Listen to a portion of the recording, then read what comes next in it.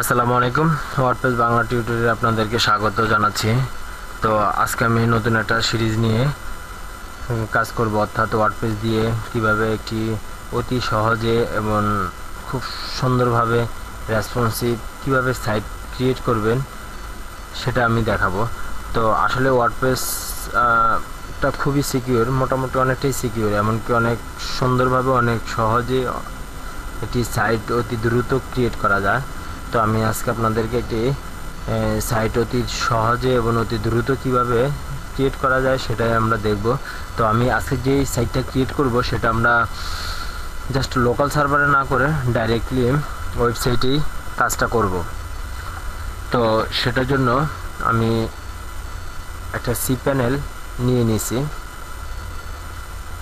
তো সেই সি প্যানেলটা আমরা ঢুকবো। তো এর আগে আমি যেটা করতেছি, অর্থাৎ এটা হচ্ছে আমাদের ডোমেন নেম, এটা আপনারা সবাই জানেন। এই ডোমেন নেম অর্থাৎ আমি একটা সার্ভার অর্থাৎ একটা ডোমেন নিচ্ছি আর কি, ডোমেন হোস্টিং করছি, সেটা হলো আমার, এটা হলো আমার অ্যাড্রেসটা। তো এখানে আমরা আজকে ওয়ার্ডপ্রেসটা সেট আপ দেবো এবং কি সাইটটা ক্রিয়েট করবো আর কি। তো শুরু করা যাচ্ছে। তো এই জন্য সর্বপ্রথম যেটা করতে হবে, আমি এই সাইটটা প্রথমে এখানে লিখবো, লিখে এন্টার দেবো। এখানে কিছুই নেই, তো আমি এটাকে প্রথমে এটা সেট আপ দিতে হবে। তো সি প্যানেলে ঢুকতেছি, সি প্যানেলে ঢুকলাম। তো সি প্যানেলে ঢুকতে এখানে ইউজার নেম এবং পাসওয়ার্ড লাগবে।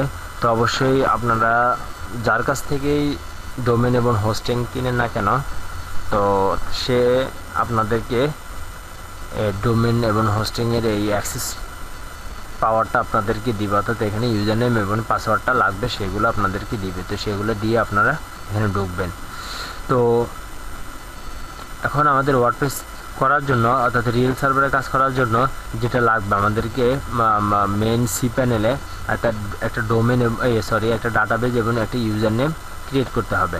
তো আমি যেটা করছি, লগ ইন এবং ইউজার নেম এবং পাসওয়ার্ড দেওয়ার পরে আমার এটা আসছে। ওকে, ফাইন।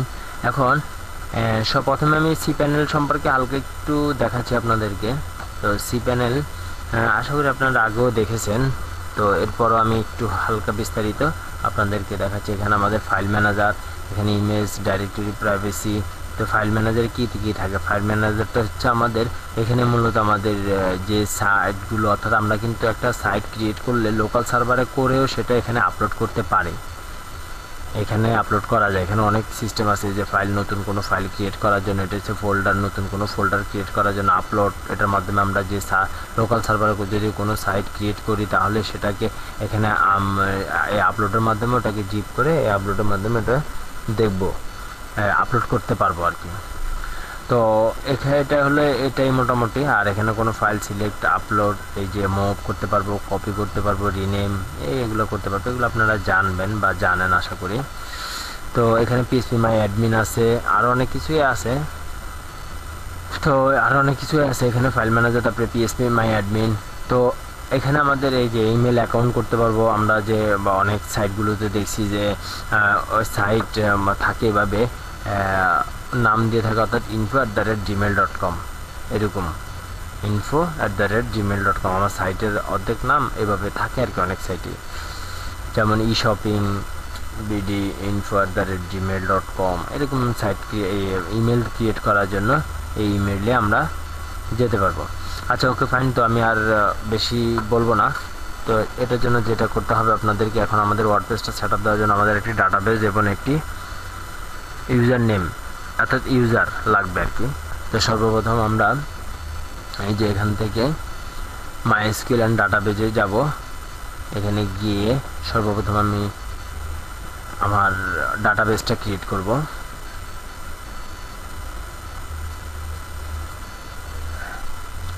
তো ওকে, আমি ডাটাবেসটার নাম দিচ্ছি মেইন ডিবি দিলাম। তো একটা জিনিস এখানে আলোচ্য বিষয়, যে আপনি যে ডাটাবেস ক্রিয়েট করবেন এবং যে ইউজার নেম ক্রিয়েট করবেন, এগুলো আপনাকে কালেকশন করে রাখতে হবে, কারণ পরবর্তীতে এই ইউজার নেম এবং ডাটাবেসগুলো আপনার লাগবে। তো এখানে আমি যেটা করছি, এটাকে আমরা একটু নোট করে রাখতেছি।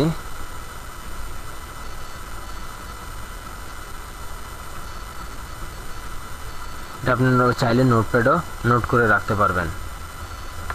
তো এটা এই যে ক্রিয়েট দিয়ে দিলাম, ডাটাবেসটা আমাদের হয়ে গেল। ওকে ফাইন, এই যে এই নামটায় আমি একটা নোটপ্যাডে ওপেন করে এটা রাখতেছি। সরি,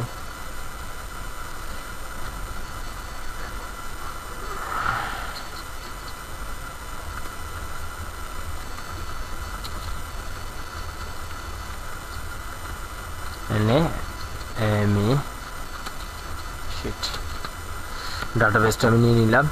তারপরে ঠিক একইভাবে যে গো ব্যাক, তারপরে একইভাবে আমি কি করব, নিচে থেকে ইয়েটা ক্রিয়েট করব, অর্থাৎ আমাদের ইউজার নেমটা ক্রিয়েট করব। এই যে ইউজার নেম, এখানে আমি দিলাম যে মেন ইউজার ইউএস, এটাই দিয়ে দিলাম। আর পাসওয়ার্ডটাও আমি দিয়ে দিচ্ছি।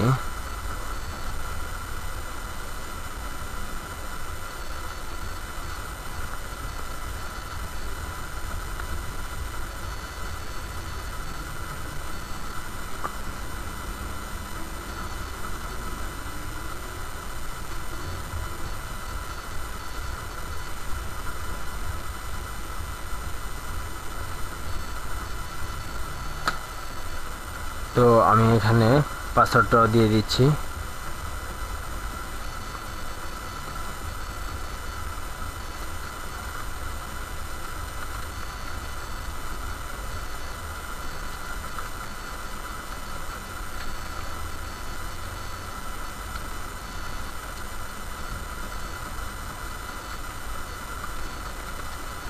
ওকে ফাইন, তো আমি এখানে এটাকে ক্রিয়েট দিয়ে দিচ্ছি এখন।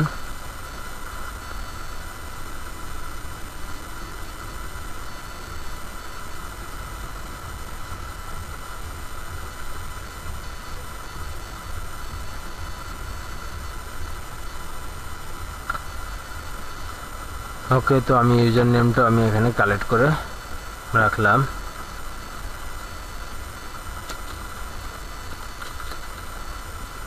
ইউজার নেমটা রাখছি।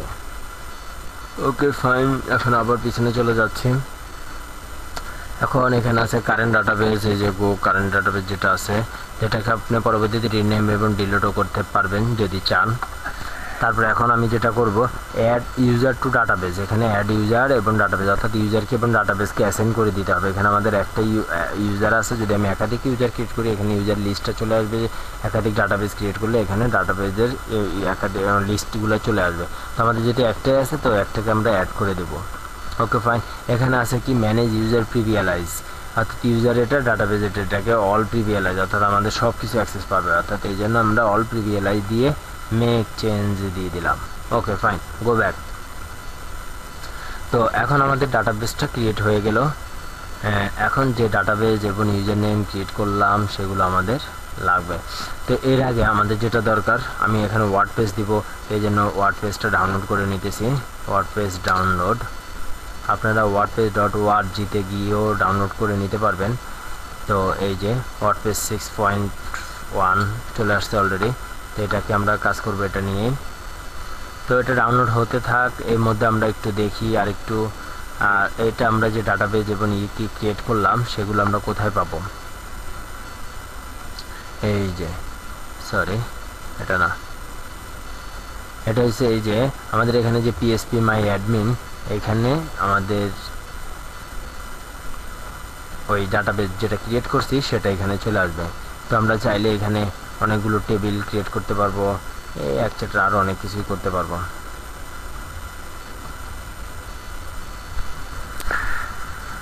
একটু নেটে স্লোতার কারণে আমার একটু লোডিং হচ্ছে, দেরি হচ্ছে। তো সমস্যা নেই, বেশিক্ষণ লাগবে না, এটা ডাউনলোডও হয়ে যাচ্ছে। আর এটা ডাউনলোড হয়ে গেলে আর একটু তাড়াতাড়ি হবে।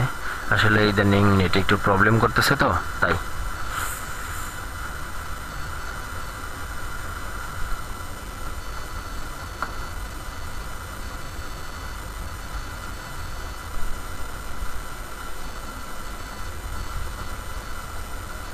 আচ্ছা, তো আমরা এখন যেটা করব, যেহেতু আমাদের এটা ডাউনলোড হচ্ছে, তো আমরা এখানে ফাইল ম্যানেজার যাই। ফাইল ম্যানেজার গেলে এখানে আমরা, এটা হচ্ছে আমাদের মূল রুট ফাইল, অর্থাৎ আমাদের ওয়েবসাইটটার নামটা হচ্ছে, ডোমেন নামটা হচ্ছে এই যে নিউক্লিয়াস টেক বিডি